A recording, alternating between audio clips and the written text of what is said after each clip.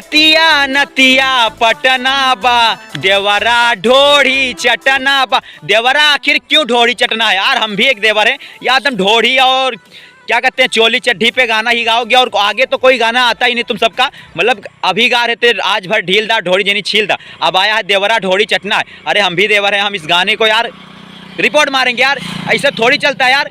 अरे कोई यार बंद कर तेरी माँ।